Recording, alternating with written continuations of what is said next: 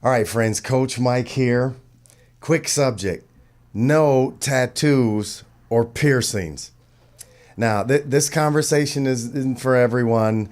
Some people are just sold on their tattoos, sold on their piercings. They'll get them all the way up to here. They'll make sleeves out of them. Hey, man, then I'm not you're not my audience. I'm not talking to you. I'm talking about people that care about their appearance and are performers and really want to work. They don't want to get 50, 60, 70 years old and say to themselves, wow, my foolish youth. I wish I hadn't done these things. I may have gotten a little further. Okay, so when it comes to the commercial performer, we're just going to stick to commercials.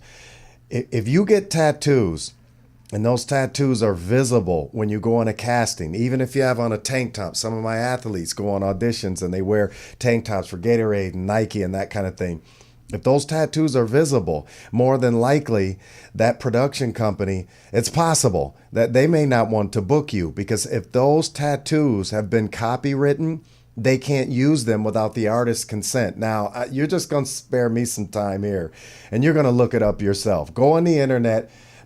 Just go to a website called filmdrunk.com. I don't like some of the content there, but okay, it's where I found one of the articles, filmdrunk.com, F-I-L-M drunk.com. Okay, and they'll pull up a story about Mike Tyson's tattoo. They used it in the Hangover one and it seemed to be okay. And then Ed Helms had it on his face or whatever in the Hangover 2. And the artist by the name of Victor Whitmill, he sued Warner Brothers and they settled for $30 million. Well, I don't know what the final amount was. It was a $30 million lawsuit, and then they settled. Whitmill may have not received $30 million, but he got a nice chunk of change out of it for his artistry, for his expertise, because that that tattoo was copywritten, and Warner Brothers simply didn't have his permission to use it in the second Hangover movie. So that whole Mike Tyson face thing, I didn't see the movie. I'm just reading a report, and I know the relevance of tattoos and the copyrights in commercials. Rasheed Wallace did a commercial for Nike, and he had some tattoo on, and the artist sued. He sued Rasheed Wallace, went after Nike.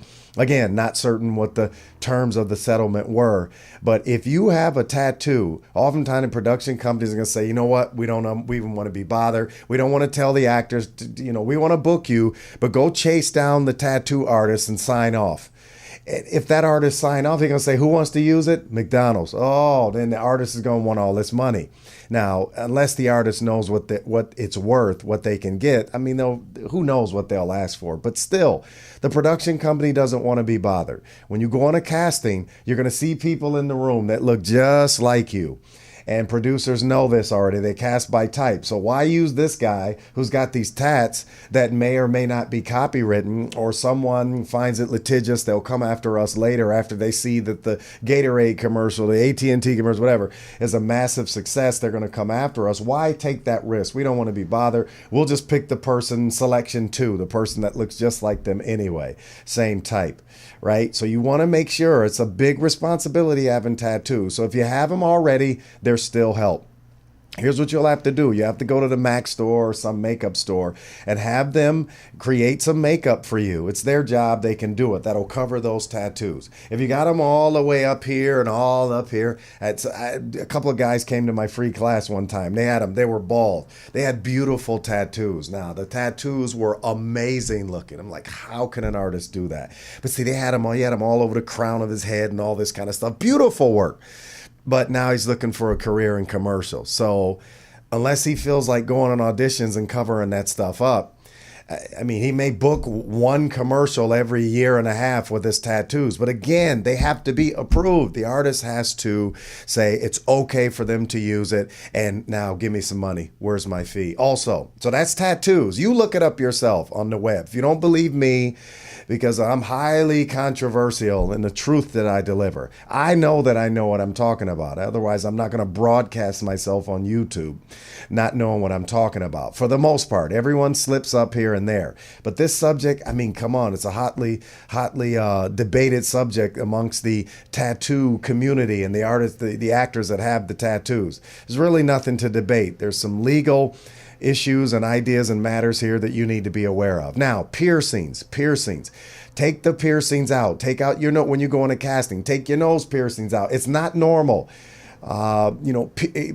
Pierced earrings are okay. Pierced ears are okay. Just make sure they're not gaudy earrings or something that like really stands out. Big giant hoops and that kind of thing. Just be sensible in your piercings. But this stuff, the nose and the lips and the eyelids, the eyebrows, all in the tongue. Some people have tongue piercings and they can't even speak clearly.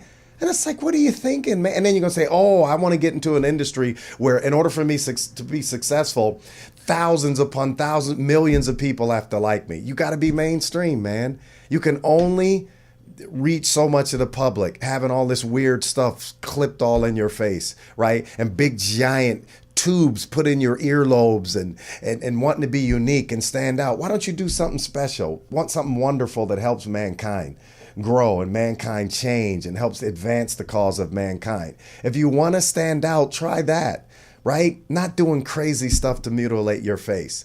And again, you can, send me your nasty messages and that kind of thing and write stuff. It doesn't matter. I always have an audience that I reach, an audience of common sense. You got trolls everywhere on the web that's going to write all kinds of stuff. Okay, well, I'm not talking to you.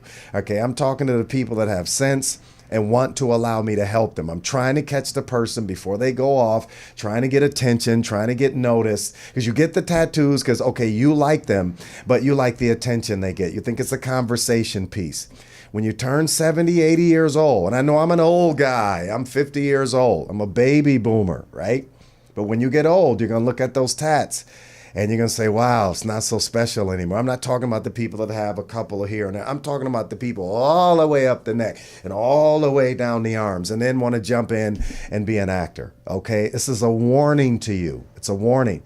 You got to use some common sense because you must appeal to millions of people if you're going to have tattoos. All right? Coach Mike here in the Coach's Corner. Thanks for watching.